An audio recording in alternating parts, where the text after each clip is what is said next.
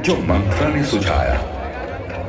लाचार पिता दशरथ के इस आदेश को जहां भगवान राम ने खुशी खुशी स्वीकार किया, वहीं अनुज लक्ष्मण और सीता माता ने श्री राम के साथ वनवास काटने का प्रण किया। मानवता की रक्षा हेतु मार्ग में कई राक्षसों का संहार करते हुए तीनों पहुंचे पंचवटी। राम और लक्ष्मण की सुंदरता पर मोहित शूर्पणखा ने दोनों के समक्ष विवाह का प्रस्ताव रखा। दोनों भाइयों द्वारा अस्वीकार करने पर शूर्पणखा ने अपने असली राक्षसी रूप को दर्शाया, जिसके फलस्वरूप लक्ष्मण ने उसकी नाक काट डाली। शूर्पणखा ने रोते चिल्लाते रावण के सामने अपना दुखड़ा सुनाया और अपमान का बदला लेने के लिए रावण को भड़काना शुरू कर दिया। क्रोधित रावण ने सीता हरण की योजना बना डाली। रावण ने मारीच को कपट मृग का रूप धारण करने का आदेश दिया। सुनहरा शरीर, मणि सरीखी आंखें, अत्यंत सुंदर मृग पहुंचा सीता मैया की कुटिया के पास। मां सीता उसके आकर्षण से इतनी प्रभावित हुई कि उन्होंने श्री राम को उस मृग को लाने का आग्रह किया।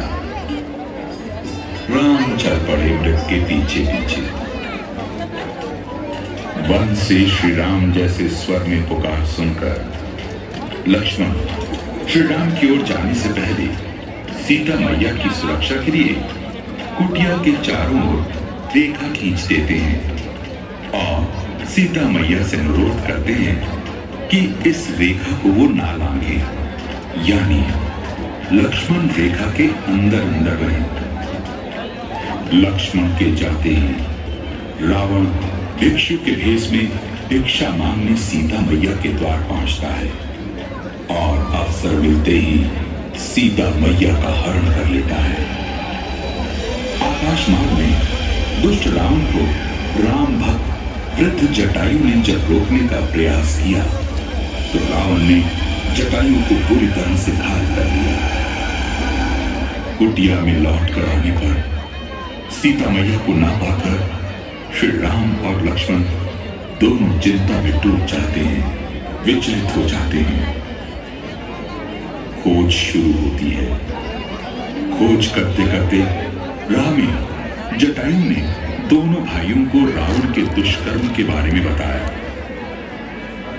व्याकुल भाई जब सीता मैया की खोज में भटक रहे थे, तभी उनकी भेंट होती है श्री हनुमान जी से। राम लक्ष्मण की व्यथा सुनने के पश्चात हनुमान जी सुग्रीव के साथ मिलकर सीता मैया को ढूंढने का बीड़ा उठाते हैं। खोज करते करते श्री हनुमान जी को जटायु के बड़े भाई संपाति बताते हैं कि मां सीता को रावण दक्षिण दिशा की ओर ले गया है। वानर सेना के महामंत्री जामवंत ने हनुमान जी को लंका जाकर सीता मैया को खोजने का आदेश दिया।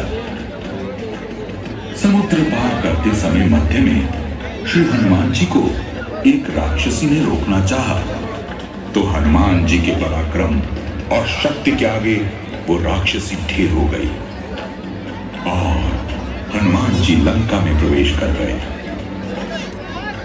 लंका पहुंचकर हनुमान जी ने सीता मैया को अशोक वाटिका में पाया। इसी दौरान रावण पुत्र अक्षय कई राक्षसों सहित हनुमान जी के हाथों मारा गया। इसे सुनकर रावण ने अपने बड़े पुत्र मेघनाथ को हनुमान जी को पकड़कर लाने का आदेश दिया। जब हनुमान जी को दरबार में लाया गया तो उनकी पूंछ में आग लगाने का आदेश दिया गया। बस फिर क्या था, हनुमान जी ने उसी आग लगी पूंछ से सारी लंका को फूंकना शुरू कर दिया। फिर श्री हनुमान सीता मैया से निशानी के तौर पर चूड़ामणि लेकर श्री राम तक पहुंचे और सारा विवरण जा सुनाया। इधर राम, लक्ष्मण, हनुमान, सुग्रीव और वानर सेना युद्ध की तैयारी में जुटे हुए थे। दूसरी ओर लंका दहन से सारे राक्षस भयभीत थे। दोनों तरफ से युद्ध की तैयारी होने लगी। रावण के भाई विभीषण ने रावण को कई प्रकार से समझाया बुझाया कि प्रभु राम भगवान हैं, जो मनुष्य के रूप में प्रकट हुए हैं। उनका विरोध छोड़ दो और सीता माता को सम्मान सहित लौटा दो। रावण ने विभीषण का अपमान कर उसे अपने राजभवन से निकाल दिया।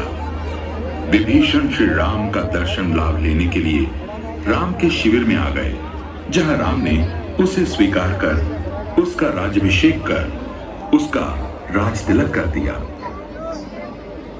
लंका तक समुद्र मार्ग से जाने के लिए जामवंत ने नल और नील को बुलाकर पुल का निर्माण शुरू करवा दिया। सेतु तैयार हो गया।